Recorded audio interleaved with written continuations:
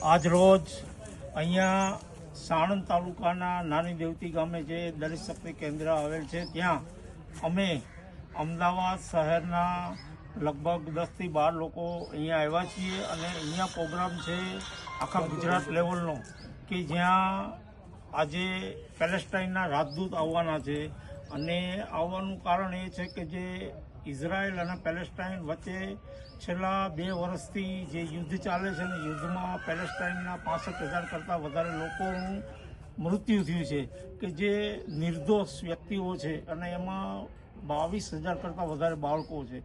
તો તે લોકોને શ્રદ્ધાંજલિ આપવા અને જે લોકો વિસ્થાપિત થયા છે, જે લોકો સર્વસ્વ ગુમાવીને ત્યાં અત્યારે કોઈ પણ પરિસ્થિતિમાં રહી શકે નહીં એવી પરિસ્થિતિમાં છે, એ લોકોના પુનર્વસવાટ માટે આપણે ભારત સરકાર પાસે મંજૂરી માંગી છે કે દલિત સમાજ વતી આપણે કંઈ ને કંઈ થોડી ઘણી મદદ કરીએ. અને આજે શ્રદ્ધાંજલિનો પ્રોગ્રામ છે તો પેલેસ્ટાઇનના રાજદૂત પણ આવવાના છે, તો એના માટેનો પ્રોગ્રામ છે. તો અમે અમદાવાદ શહેર વતી પેલેસ્ટાઇનના રાજદૂતનું શાલ ઓઢાડી સન્માનપત્ર આપી બીજા જે જિલ્લાઓ દ્વારા સન્માન કરવાના છે એ જ રીતે અમે પણ કરીશું. એના માટે અમે અમદાવાદ શહેરના આગેવાનો અહીંયા ભેગા થયા છીએ. જય ભીમ. જય ભીમ. જય ભીમ.